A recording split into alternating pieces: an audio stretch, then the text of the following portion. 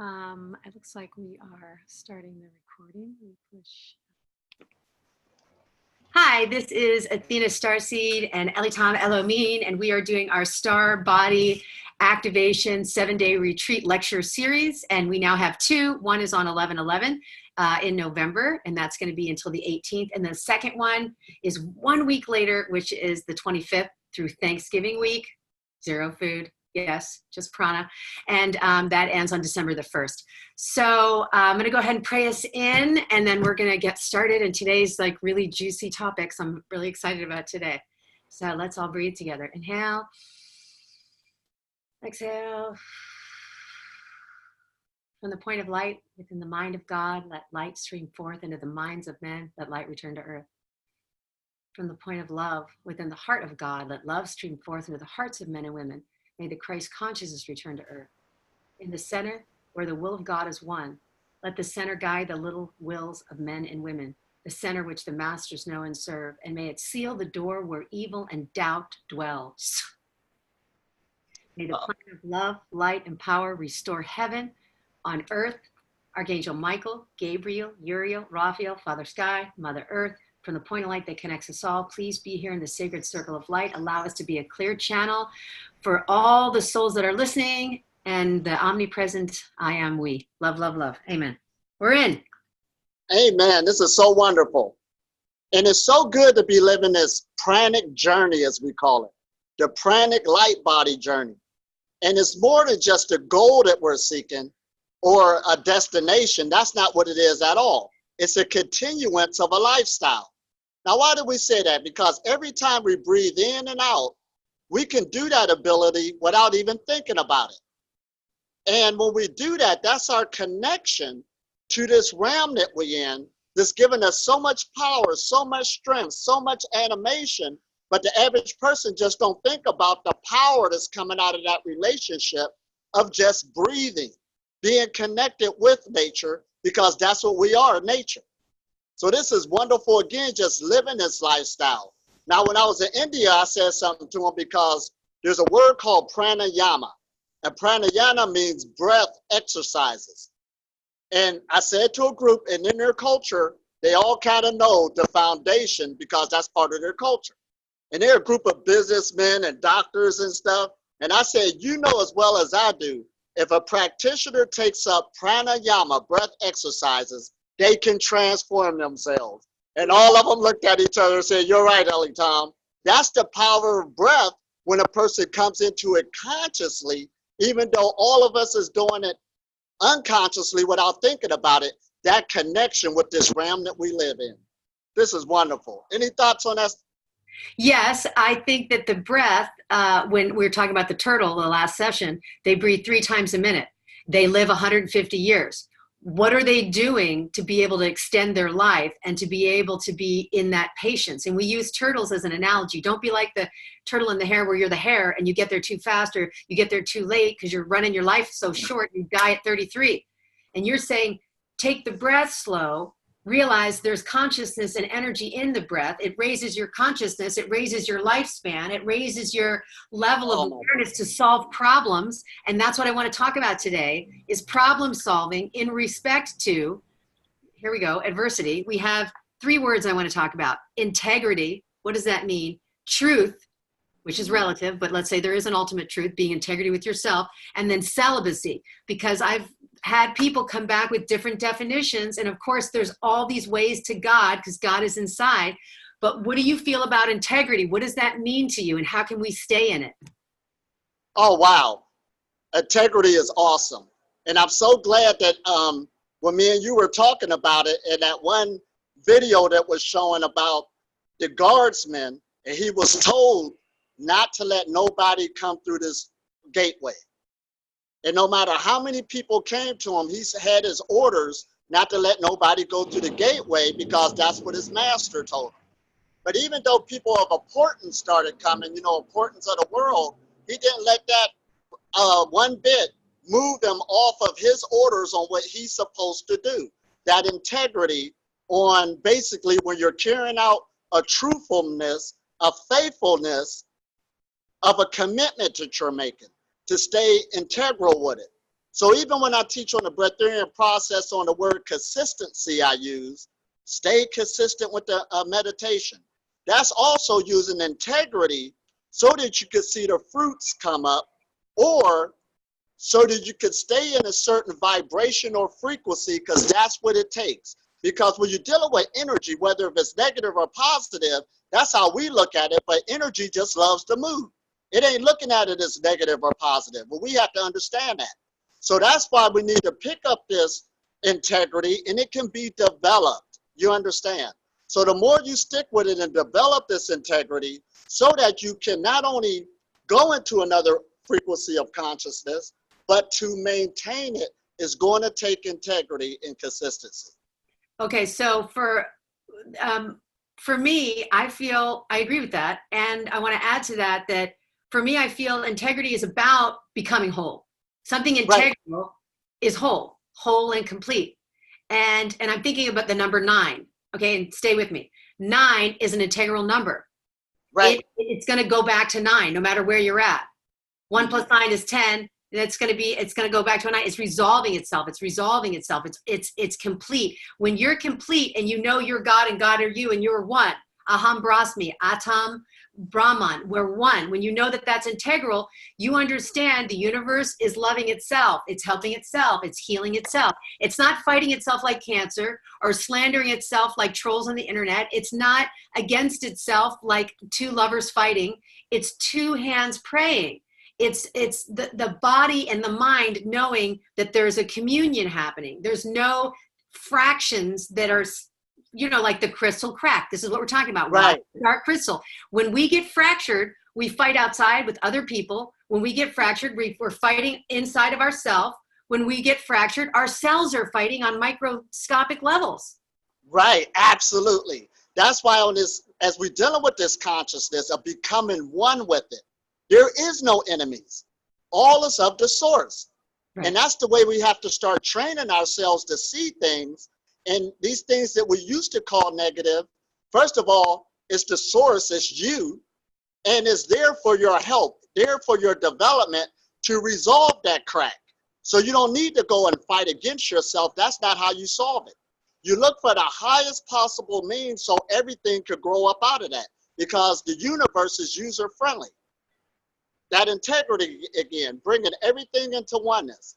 And it's a beautiful thing when you start seeing this, because not only you see yourself developing and growing, and there is a thing called learning from your mistakes. So on one level, how the universe presented it to you, it could have seemed like a mistake if you were still in that last realm of thought, but it was presented to you to show you what you need to work on. What is your strengths? What is your weaknesses? So you could go more into the light and become whole, become integral again. So I love that on how you presented that. Beautiful. I think it's important because you talked about in the New Mexico video, which I just watched twice. You guys, it's really great. I should put a link underneath this video to watch that. That we're in degrees. We're constantly in degrees. So let's say that integrity at 16 is different than integrity at 20, that is different than integrity at 50, and it's different integrity at 88. And so you're constantly completing yourself. Right. And every person you meet, like you said, when you look down and you see this homeless person and they gave you directions because you were lost, that's God. Right. That's God. And if you see somebody is accusing you of something, that's also God. That's God pointing us in and up as a redirect to refine and define our divine. Absolutely. And it's so wonderful when you can see with that type of vision. Right. See, that shows right there that you're picking up that consciousness of the oneness consciousness, the oneness frequency. And when you can start seeing that, everything becomes lovely. So that's why when I'm on this journey, people will ask me, well, how is the pranic journey? And I say, well, I'm living in heaven. I'm living in heaven because everywhere I go and every experience I go through is me. And when you start looking at that, you're always out there to help yourself, not to hurt yourself at all. And therefore, you could put back that same frequency to pick up yourself. And everywhere you go in this realm that we're in, it's all about the oneness consciousness. So when I started off on that breath, that everybody's sharing the same thing, it is a consciousness. And even when you look up the word prana, that's Sanskrit that they use in India, they were basically going to the sun saying it's that, see, it's hard for people to realize that consciousness is also outside of a body. Right. It don't need a physical body to operate. And this is where it gets good. Sometimes scientists used to deny it, but now more when they get into quantum physics and stuff, they're kind of admit that, yeah, this is the next exploration. Consciousness is so vast, and it's the oneness of everything. We are everything. And that's why this journey is so good dealing with the pranic light body. You are actually exploring consciousness. So I want to share something that I feel puts a little exclamation point on what you just said. People come to me, I'm an intuitive reader at the Mystic Journey, and they're like, my boyfriend cheated on me, or my boyfriend hurt my feelings, or I'm not happy with my wife, whatever.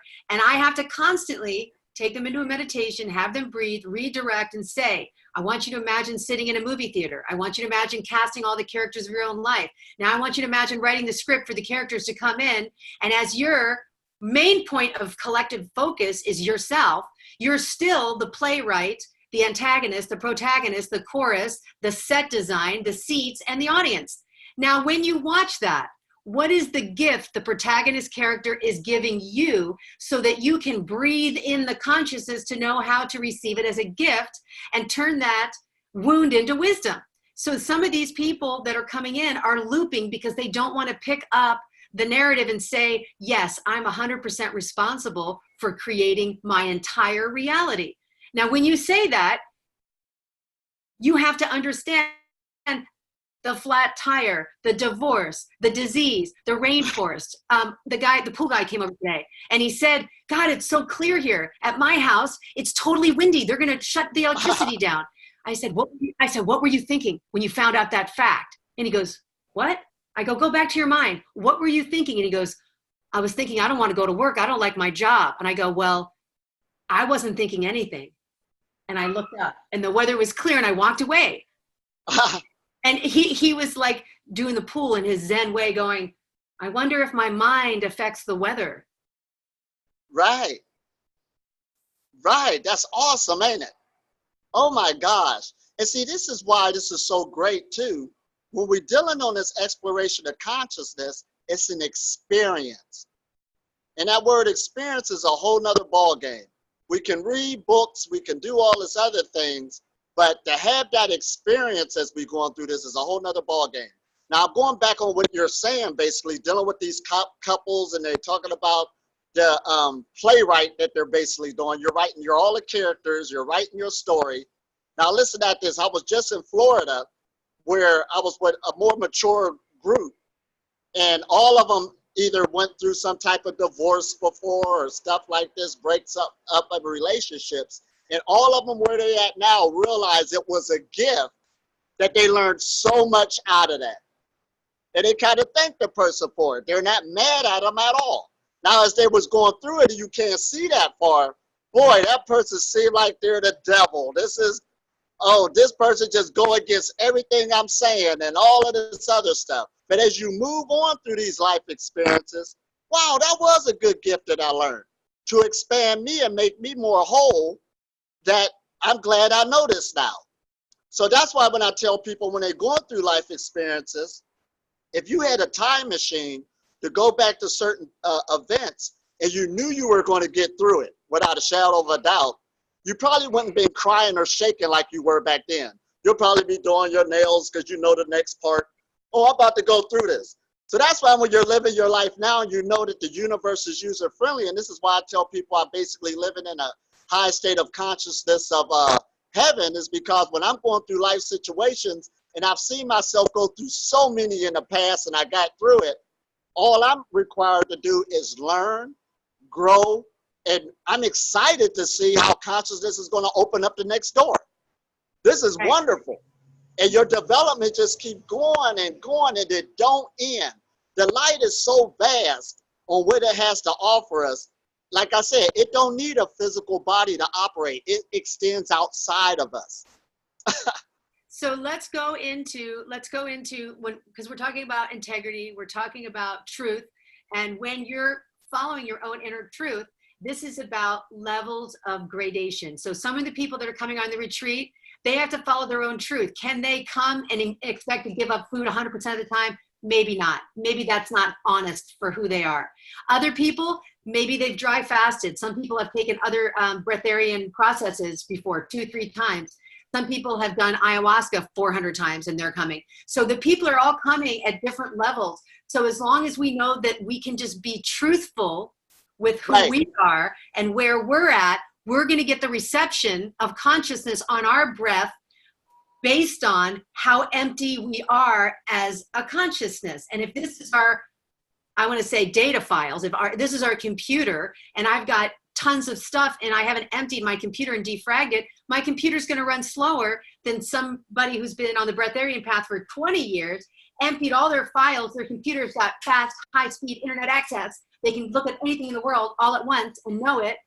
They're going to have a different perception when a problem comes in on how to look at it from the hawk or the eagle instead of the ant. It's not as a problem, it's an opportunity to grow through. And guess what? Ho'oponopono is perfect. Let's ho'oponopono anybody we've ever hurt right now. Thank you. Please forgive me. I'm sorry. I love you. If I borrowed money, I need to pay it back. If I hurt your feelings, if I did anything wrong, let's clear ourselves and vote our own victories. Let's not fight as cells in the body and the mother and the mind of God. Exactly. Now, I'm glad you brought so much of this up. When I came into the Pranic journey, all right, I'm sitting there saying, I'm going to leave all food alone. But what came out of me was the chocolates, blah, blah, blah, blah, blah. The Frito corn chips or the avocados, my 3 favorite foods. Now, what the Pranic journey made me realize, I really do love those things. And when you try to suppress something, eventually it's going to come up and it will make the journey totally different. But when you admit, see, one thing about the Pranic journey, it makes you admit what level you're at. You don't need to compete with nobody else. Whatever food you like, that's okay. See, because when you deal with the eyes of evolution, for instance, evolution means change. Everybody is coming for some type of empowerment, some type of change. Now, when you deal with truth or a person's truth, truth in the eyes of evolution has the ability to become extinct. The truth that you're using now that's upholding you, that is your truth. But it has the ability to evolve and change into something else. And you got to be willing to let that happen. That's okay. And this is what makes the journey so beautiful. So when you're on a Pranic journey, when we're dealing with that, come at the level you're at, you understand. Those who need to feel comfortable on the juices, those who still feel comfortable on saying, I'm not expecting myself to leave food alone altogether. Don't look for that at all. But look for a change of where you at and what tweaks you need to make from there to go up this step. It's not about jumping too fast. See, we're changing the eyes of spirituality altogether. In other words, it should be a fun journey, not a journey beating up on yourself expecting this result to take place. That's not what we're talking about. It should be joyous, learning, education, all the way as you develop and grow. I've been having so much fun. Like even when I left alone the avocados, I thought I could never leave avocados alone. But one day when I ate the avocado, guess what? It didn't taste the same no more. That was the indication that my body was saying, now it's time to move on. The Pranic journey is an allowing. And like I said before, if you try to force a flower to open up, you will destroy it. You will grow up automatically just by being on the journey, going through your own personal evolution. This is wonderful.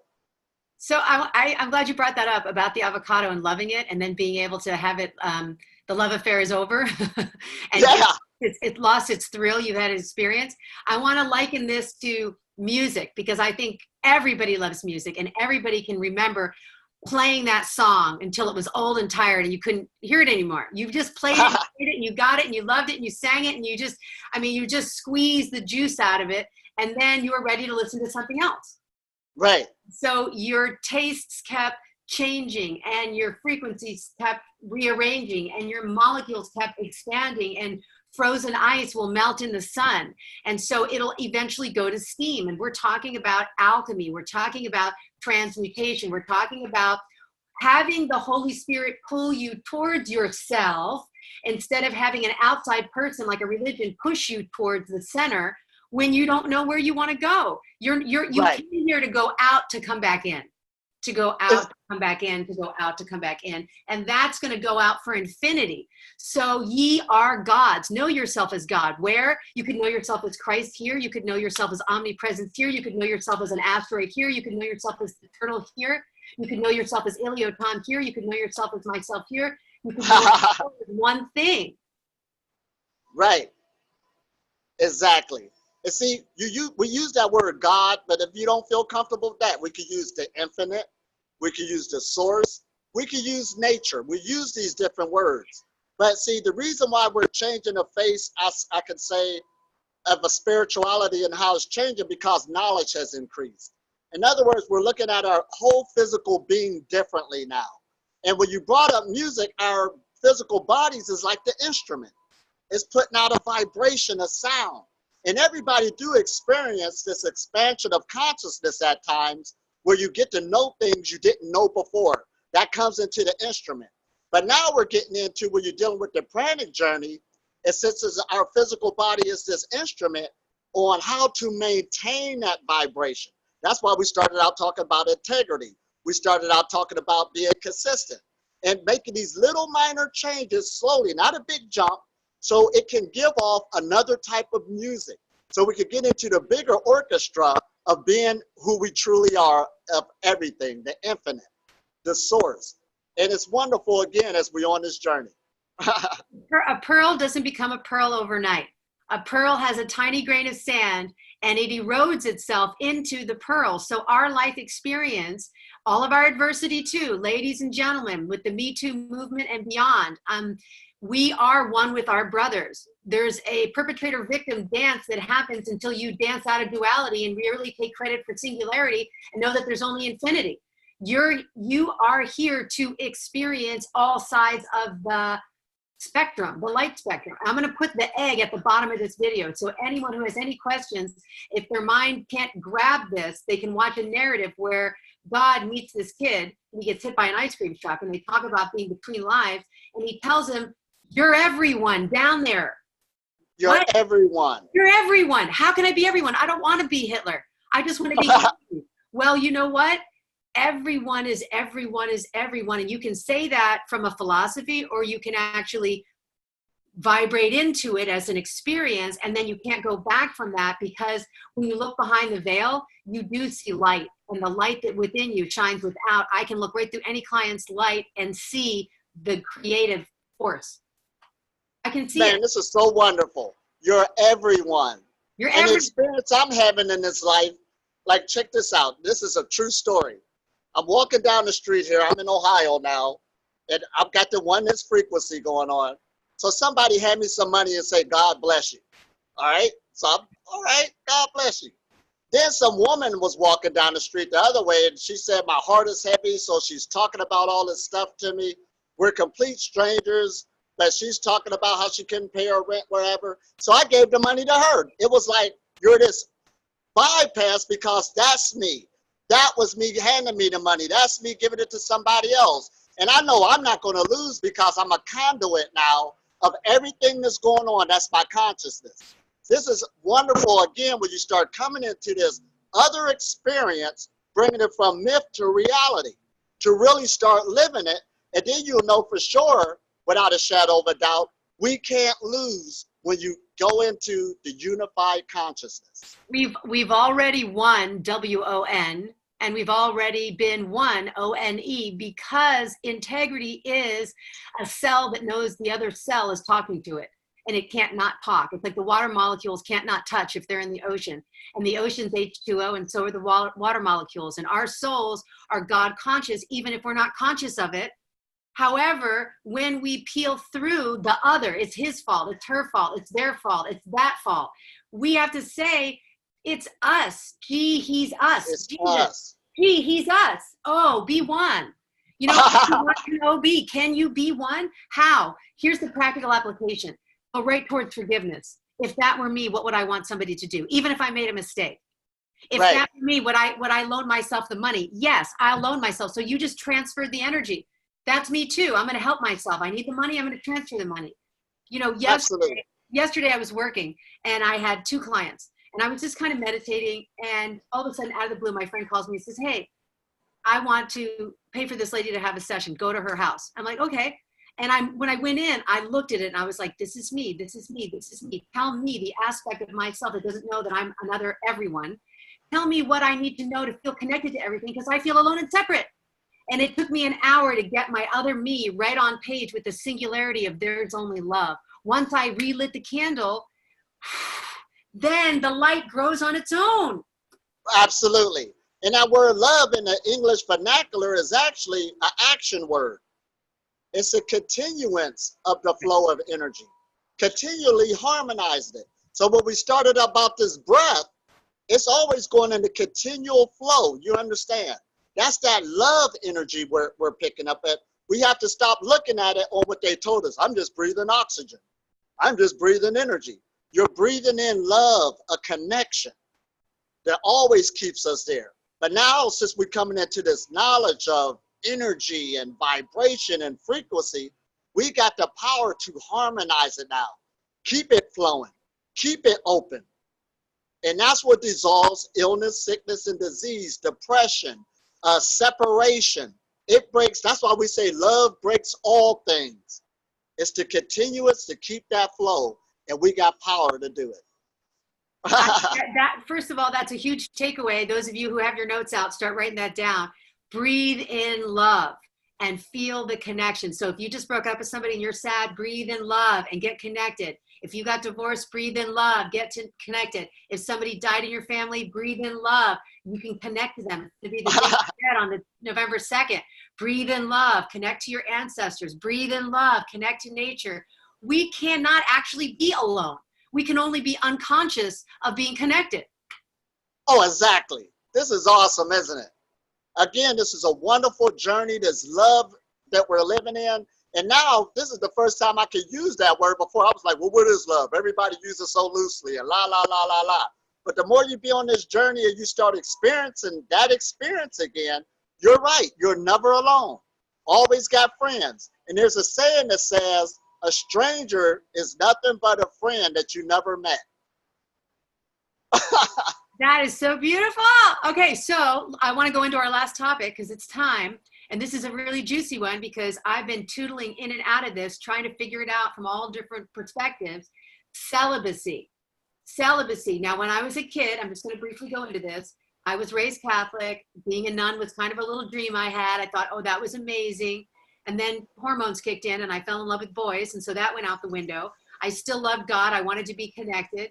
Then later in life, when I got connected so many different times, I thought, I'm not connected to myself. So then I went celibate and I started saying, what is love? And then I married myself and I had a marriage to the higher self and I wrote out my vows and I had a shaman and I started considering love. Then I went and did an ashram and I heard about celibacy and my psychic powers did go up. The Babas were telling me that your vibration reaches heights because the Kundalini comes up instead of down and out. Now, what does it mean to you and why did you choose to become celibate? Now, celibacy is, like you said, a deep word. And in the Sanskrit or India, they use a word called brahmachari. Brahma means the ultimate, chari means the path. Because the reason why they call that the ultimate path, because sexual energy is one of the strongest forces around. We're here because of sex. That's why we're sitting here. Every life form you see.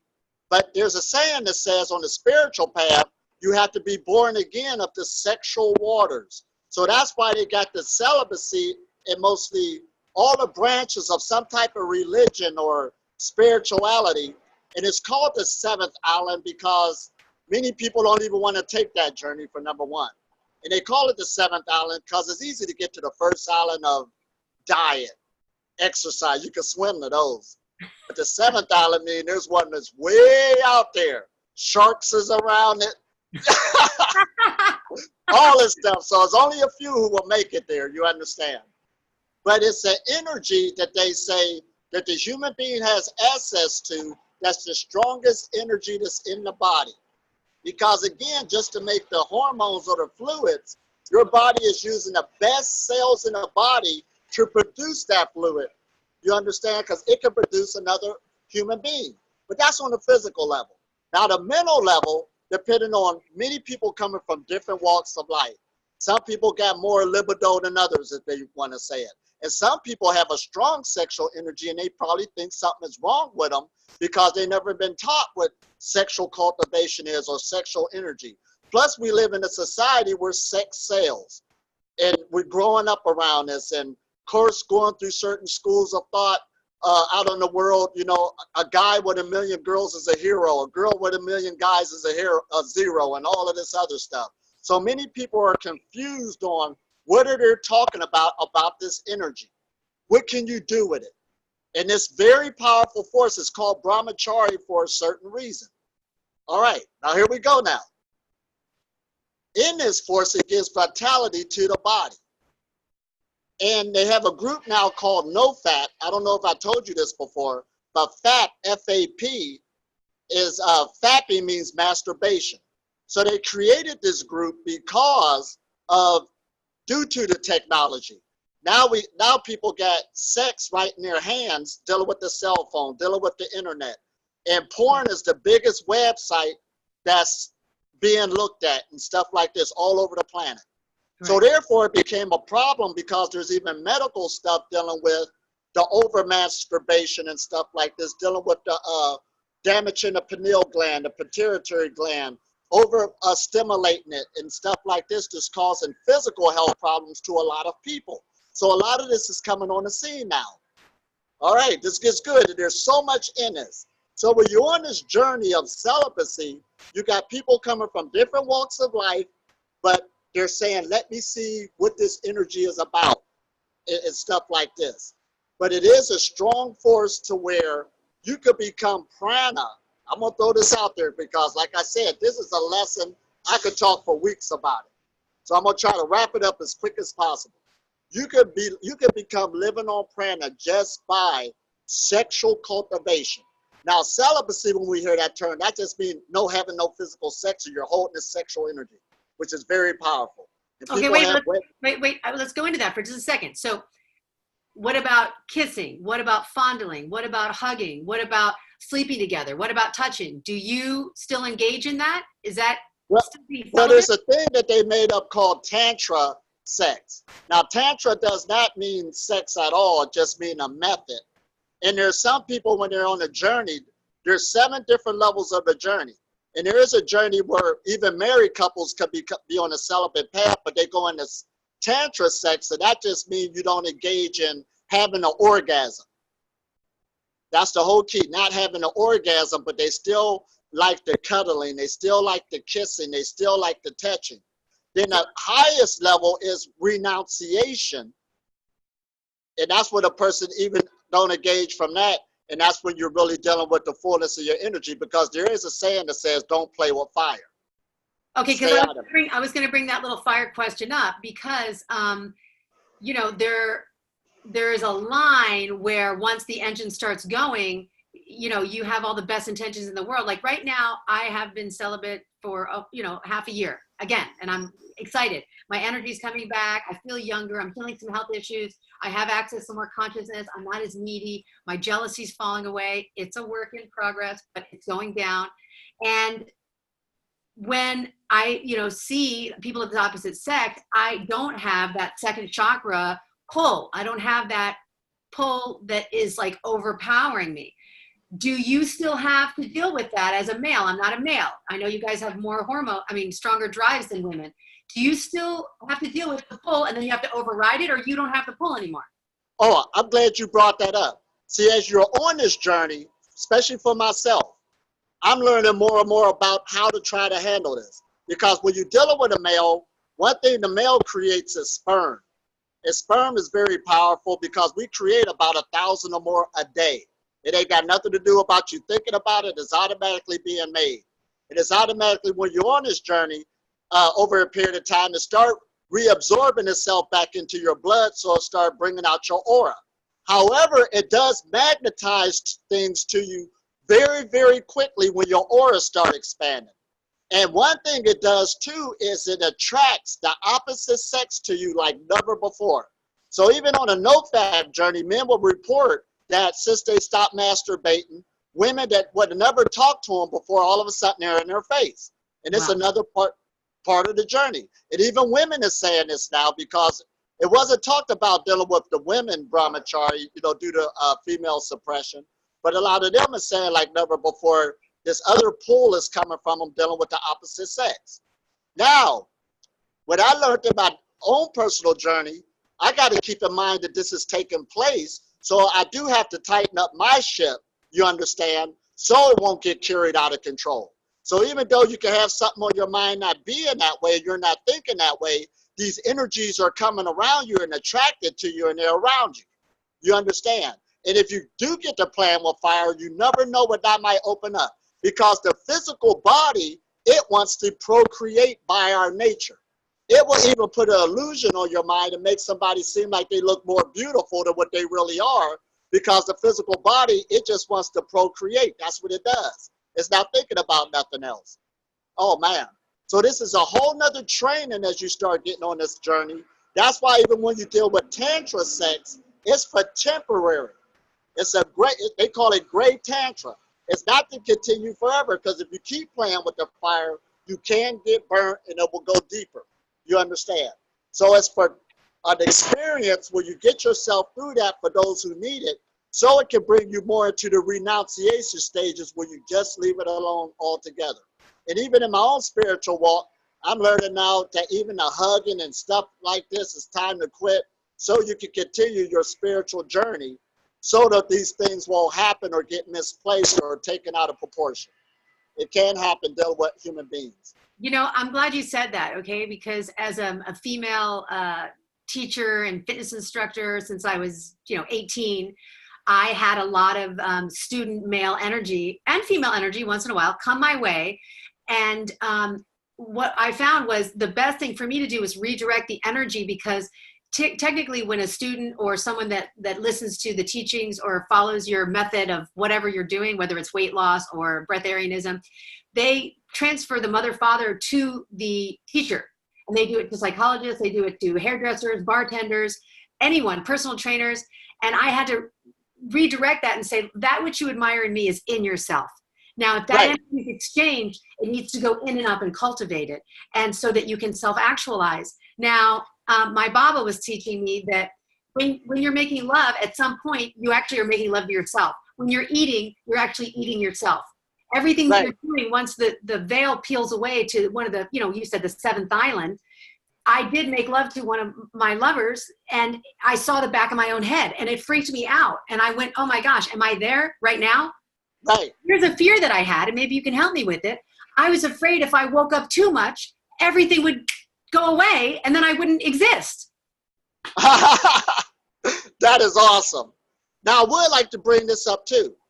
Celibacy and brahmachari, now there is a slight difference, or it's how we define things. Just like when we was talking about the food, if you love food and try to suppress it, eventually it will come up. So there's a lot of people that try to suppress the sexual energy for whatever reason, and energy just loves to move. It's not looking at right or wrong. So it will come up, and it could cause a lot of harm if it's not cultivated. That's why meditation has to be the backbone to redirect consistently that energy, you understand, or keep it motivated, move in a different direction. That's number one.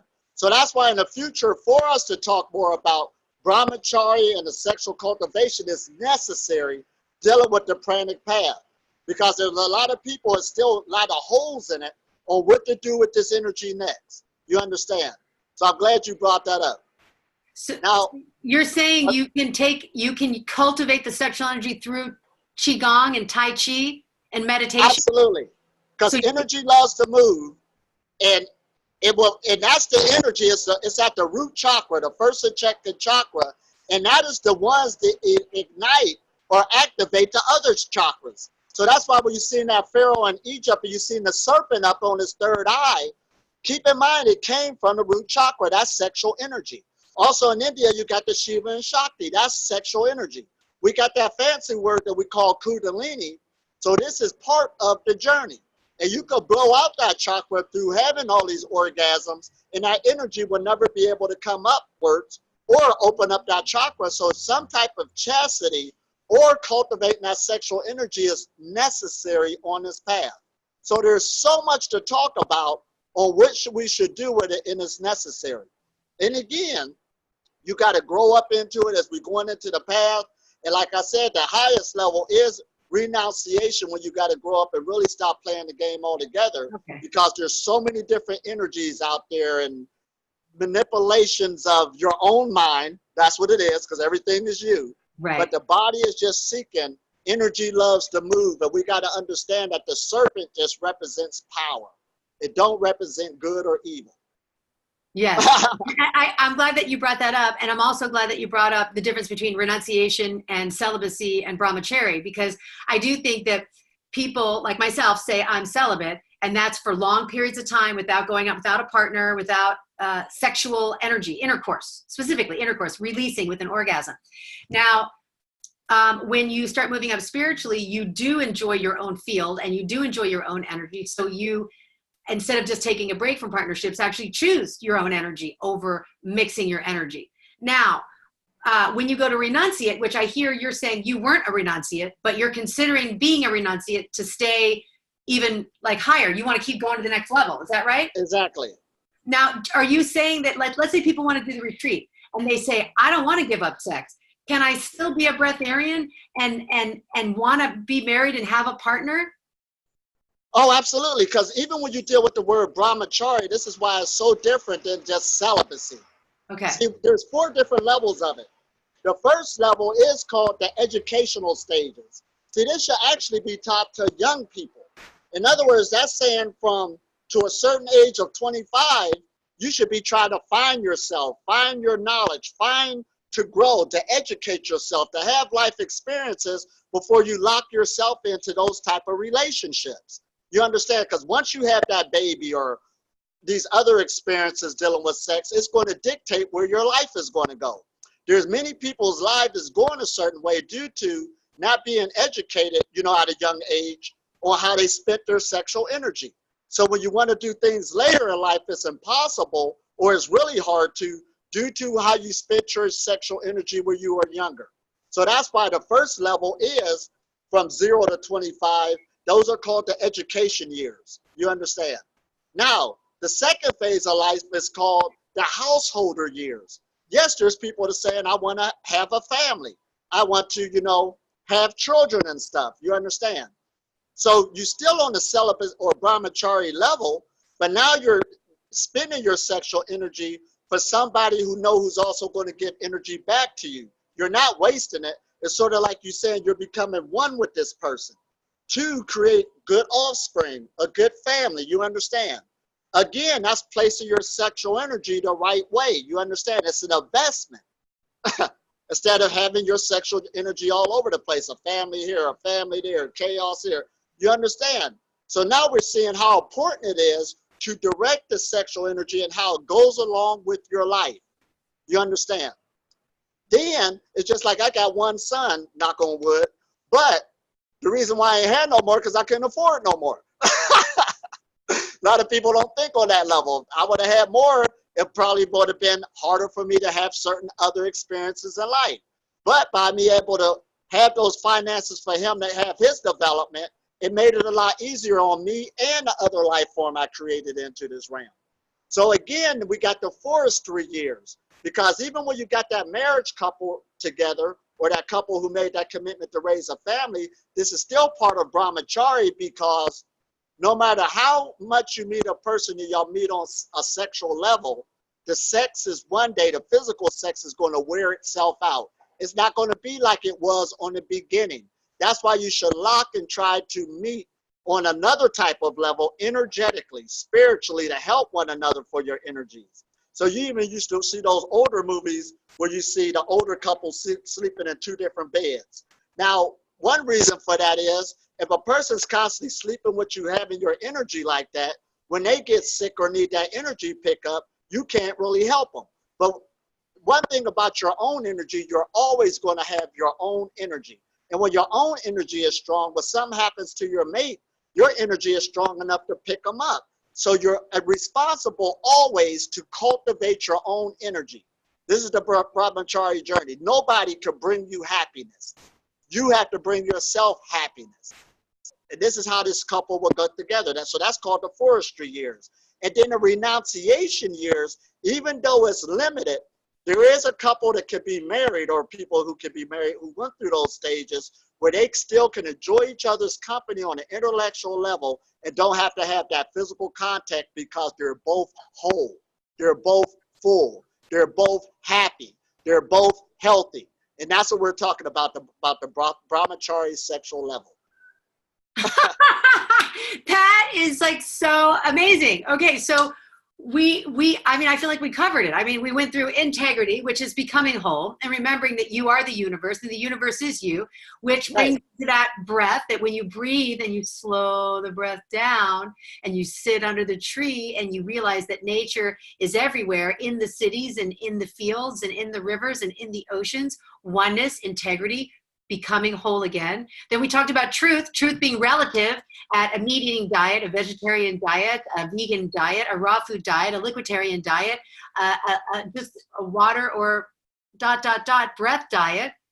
That those are gradations of truth, and that everyone's truth is relative to their perspective of their vibration in the harmonic field of love. And the last thing we talked about was celibacy. And you went through 3 different ways. Celibacy, where you're just abstaining. Brahmachari, where you're actually knowing why you're abstaining, you're cultivating your own inner marriage. That's like what Christ said, marrying with God, the bride and groom together, cultivating that autonomy to realize the self. Then you have complete renunciation, where you actually become that force of the sun, where you feed all life. You love and make love to everything as it is. Absolutely. And keep in mind, brahmachari, or another word they give it, is walking with God. Because they're saying that God is that sexual energy, that creative force. And when you're allowing that orgasm, it comes from the word organs, to absorb itself back into the blood continually, your aura keeps heightening and heightening itself. And that's what expands the consciousness and expands the physical body. But of course, it's dealing with that sexual cultivation. And in the future, we're going to be talking more and more about this to help people that's on this path. I love it. I love it. Okay, so those of you who are listening, please subscribe to Elitom El-amin's channel. You can subscribe to my channel.